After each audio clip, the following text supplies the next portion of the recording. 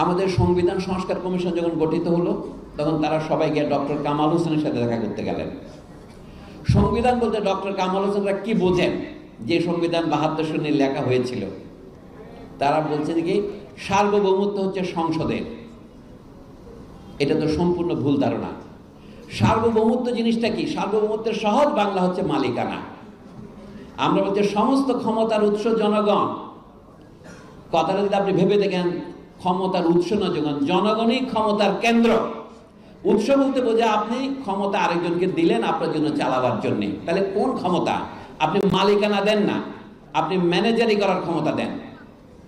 তো রাষ্ট্রে যারা সংসদে নির্বাচিত হন তারা হচ্ছেন বড়জোর ম্যানেজার। মালিকেরা তাদেরকে নিয়োগ দেন এবং তারা যদি সঠিকভাবে দায়িত্ব পালন না করেন, মালিকের অধিকার আছে তাদেরকে চাকরি থেকে বরখাস্ত করা। সে বরখাস্ত কখন করবে? আমরা একটা মেয়াদ দেই 4 বছর বা 5 বছর। বাংলাদেশের সংবিধানের নিয়ম অনুসারে 5 বছর। যদি 5 বছরের মধ্যে সে দায়িত্ব পালনে অক্ষম হয় বা দায়িত্ব থেকে সে বেইমানি করে, তখন তাকে বসিয়ে দেওয়ার ক্ষমতা জনগণের থাকবে। এটাই হচ্ছে জনগণের সার্বভৌমত্ব। দুটো কথা আমি আপনাদের মনে করে দিতে চাই। সার্বভৌমত্ব জিনিসটা হচ্ছে অবিভাজ্য, অখণ্ড। আমরা বাংলাদেশের এখন ধরুন 18 কোটি লোক আছি।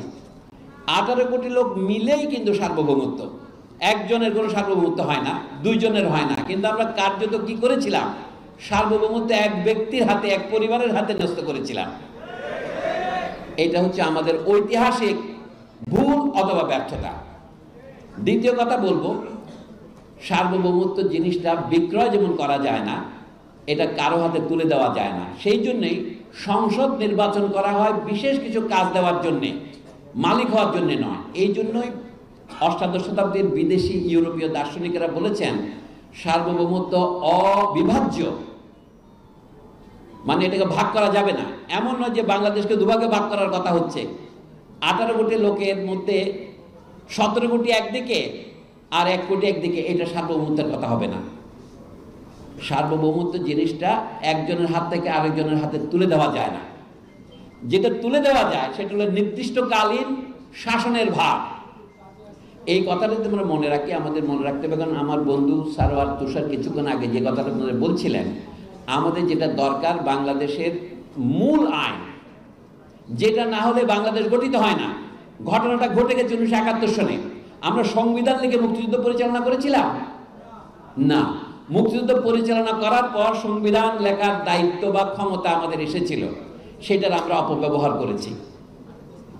আমরা এমন একটা উদাহরণ দিই আপনাদেরকে সংবিধানের সম্পর্কে। আমাদের জিজ্ঞাসা, বর্তমান যে 72 সনের যে সংবিধান লিখিত হয়েছিল, যেটা এখন অজ্ঞান অবস্থায় আছে, এটার মূল সমস্যাটা যদি আপনারা লক্ষ্য করেন, একটা যে কোনো স্কুলের ছাত্র এটা বুঝতে পারবে। এই সংবিধানের 2টা ভাগ। একটা হচ্ছে জনগণের অধিকার, সেটা প্রস্তাবনা আকারে আছে, রাষ্ট্র পরিচালনার মূলনীতি আকারে আছে এবং মৌলিক অধিকার নামে আছে। এর 3 ভাগ আছে। সেই কথা আমি একটু পরে আসছি। সংবিধানের বাকি যে 3 বাদ দিলে আর কয় থাকে? আর 8 ভাগ। সেগুলোর মধ্যে প্রথমে আছে আমলাতন্ত্রের শাসন, যেটার ভদ্র নাম দিয়েছে নির্বাহী বিভাগ। প্রধান আমলাকে প্রধানমন্ত্রী, প্রধান আমলাকে রাষ্ট্রপতি। এখন আমরা যে সমস্ত সংস্কার প্রস্তাব করছি তার মূল কথা হচ্ছে যে সংবিধানের গোড়াতেই আছে আমলাতন্ত্রের অপ্রতিহত ক্ষমতা।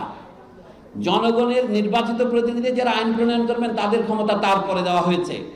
এটার নাম হচ্ছে সংসদ। এখানে জাতীয় সংসদ, এটাকে আমরা আইনসভা বলতে পারি।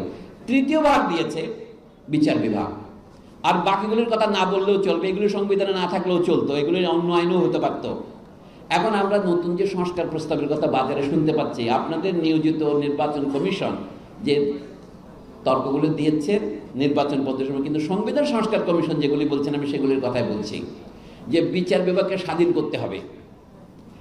কিন্তু আপনাকে তো আগে আইনসভাকে কর্তৃত্ব দিতে হবে, তার অধীনে স্থাপন করতে হবে সরকার এবং শাসন বিভাগকে, আমলাতন্ত্রকে।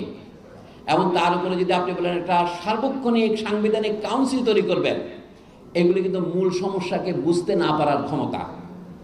আপনি বুঝতে পারছেন না, সেটাই ক্ষমতা আকারে প্রকাশ করছেন যে সার্বক্ষণিক রাষ্ট্রের 3 বিভাগের লোক নিয়ে আমি একটা সাংবিধানিক কাউন্সিল করব, তারা সর্বক্ষণ রাষ্ট্রের মধ্যে সরকার না থাকলেও পাহারা দেবে।